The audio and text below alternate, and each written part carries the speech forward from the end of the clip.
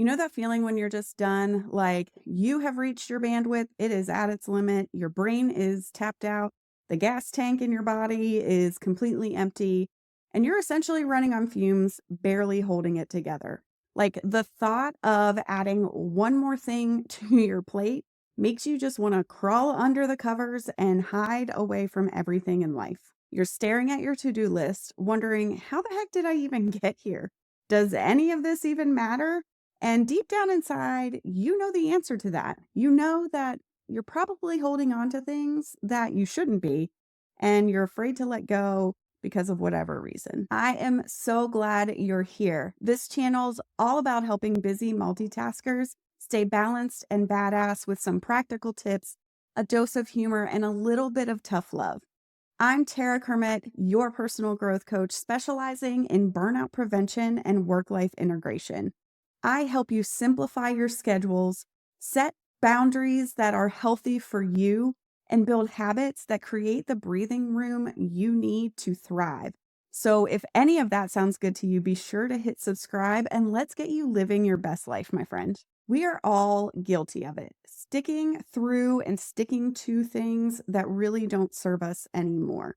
And I get it. It's not your fault. It's not my fault because as high achievers, we have been fed this lie that more is better, that doing more is what brings us success, that if we're not doing more, then we're basically doing nothing.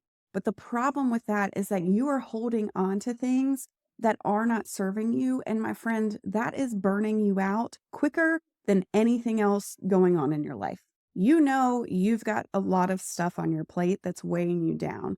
Yet you're not letting go of it. You're not releasing those responsibilities or those tasks. And why? Really, plain and simple, it's because of fear. There's this fear of missing out. There's this fear of disappointing others. The fear of um, not being able to hold up your end of the bargain, essentially. Or my personal favorite, this fear that by letting go, you're essentially a failure. It's like we're all terrified of admitting that maybe, just maybe, we've outgrown something. And let me ask you, how's that working out for you? How many of you out there are feeling just totally energized and completely fulfilled by saying yes to everything that drains you? Yeah, I thought so. Listen, we are wired to think that quitting is the ultimate sin. It's like if we have put in so much time, if we've invested our energy, maybe even a little bit of money into something, we have to see it through to the bitter end, no matter what.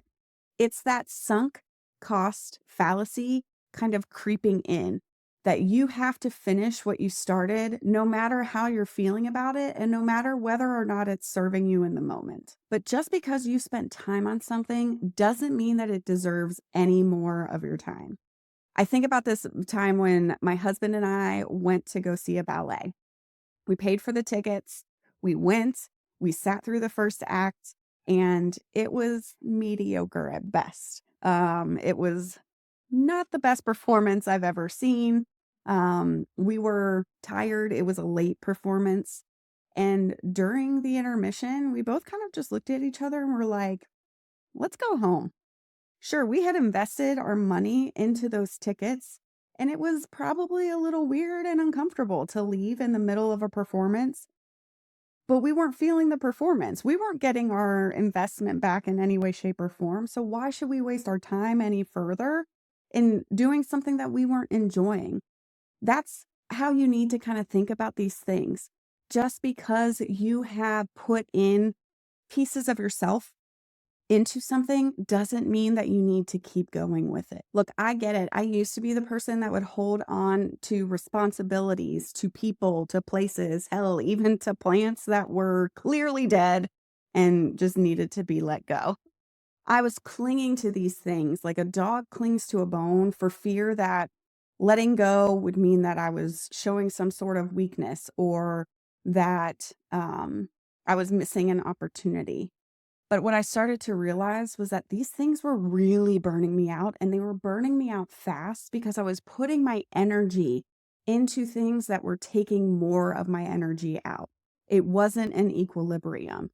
The more energy I put in, the more energy those things that were zapping me were taking out. So I was completely off balance like all of the time. So what I did was I made a list of everything that I was doing. I made a list and I started to analyze that list like it was a freaking science experiment. And I looked at this list and I started to ask myself some very simple questions.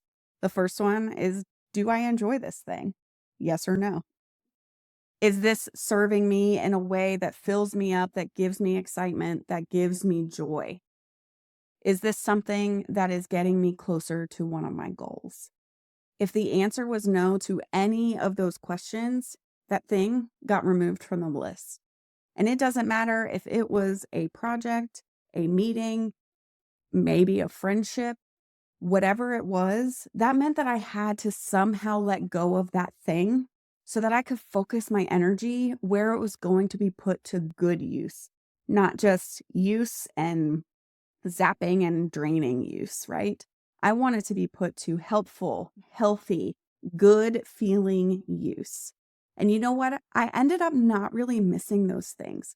All of that fear that I had about letting those things go really just dissipated because my attention essentially didn't go towards those things. My energy was focused on the good things, which is where my attention ended up lying as well. Think of it like this. You are at an all you can eat buffet, and you know that on that buffet, there are some items that are like your go to items that you love to eat. But then you end up filling your plate with all of this crap that you don't like. All of this food that either somebody told you you should eat, or for whatever reason, you felt compelled to add it to your plate, and your plate ends up filled with all the stuff that you hate, so much so that you eat all of that and have no room for all of the food that you know you enjoy. We do the same exact thing with our time. We spend so much of our time filling our plates and lives with things that don't excite us, that don't give us life. So then we have zero room for the things that actually make sense for us, that are actually meaningful to us. And what happens when you eat at the buffet, when you eat things that you didn't want to eat, but you end up filling up on those, is sure, you leave completely full, but you are completely unsatisfied. And that's the same feeling that we are going through the way we're spending time on things that don't matter to us and not leaving room for the things that do. So, how do you start ditching the things that drain you? It's really about smart, strategic quitting. So, here are 3 strategies that you can implement to really start to bring back the things that you love into your life and let go of the things that you don't. The first is to run an alignment check. You want to do what I did. Make a list of everything that you're doing, every relationship that you have, everything in your life. Make a list, write it down, and one by one, start to ask yourself, does this align with the person that I want to be and with the things that I want to do? Does this align with the goals that I want to achieve that I have set for myself? If the answer is no, that is your answer. Step 2 is to let go of the guilt. Release yourself of the guilt of letting go. Don't feel like letting something go or removing something from your life as a subtraction. Consider it as an opening for an addition. That's how I like to think of it. It's almost like if you have a very full stacked closet, but you buy this new leather jacket that you love, but you can't stuff it in that closet until you get rid of some old ratty sweaters. That's what you're doing with your life. You don't feel guilty about getting rid of that sweater that you've held on to for years because who knows why. But it has holes. It smells like mothballs. It's just not something that you will ever wear again. You don't feel guilty about getting rid of that so that you can make room for your leather jacket. Think of it the same way with your life. You are not getting rid of something just for the sake of getting rid of it. You're getting rid of something so that you can make room for the other thing in your life that's going to bring you a little bit more joy and a little bit more fulfillment. And lastly, start small and then scale. I'm not asking you to completely overhaul your life because that's not realistic. That is not something that we can all do. We have responsibilities. We are humans. We are adults. We have things that we need to do. Like, you can't probably just quit your job tomorrow. Although, if you're set for that, amen to you, go forth and prosper. But most of us cannot do that. But what you can do is you can start small, politely decline a meeting. Maybe you want to turn down a social invitation. Maybe there's a project that either at home or at work that you've been working on that's just not exciting to you anymore. Let it go. Maybe it's a volunteer responsibility that you have signed up for that once served you, but now it's no longer serving you. Just think about it. If you're doing something that you don't want to do, you're likely not giving the best of yourself to that thing anyways. Whether it's a relationship, a friendship, a volunteer thing, a work thing, it doesn't matter. If you're not into it 100%, people are going to notice.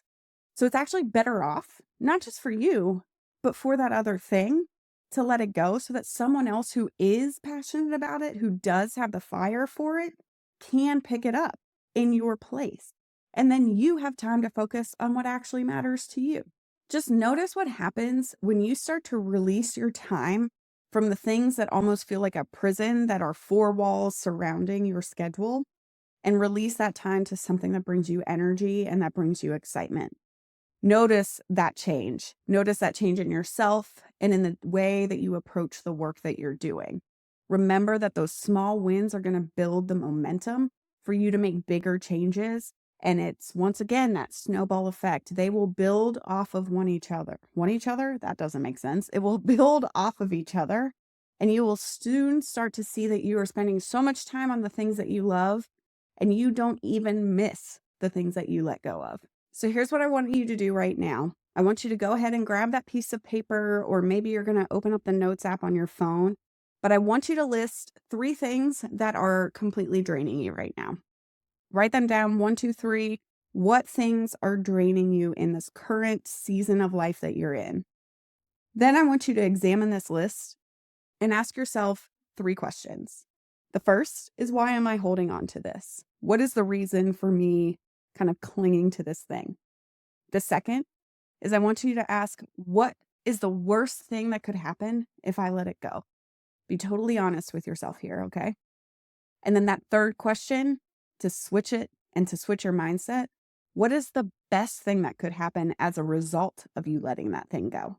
And if you need a little help with this, a little guidance, maybe a little tough love, book a free coaching session with me. It's 30 minutes, but we can spend all of your time focusing on what's holding you back and thinking about all of the possibilities that are ahead of you if you let those things go. I get it. Letting go feels risky, but what's riskier is holding on to things that are zapping you of the life that you deserve to live. Everyone, including you, deserves to wake up excited to take on the day, not dreading the day. And by holding on to the things that you're not excited about, that are no longer serving you, that are not getting you closer to your goals, that is just a recipe for disaster and a recipe for burnout.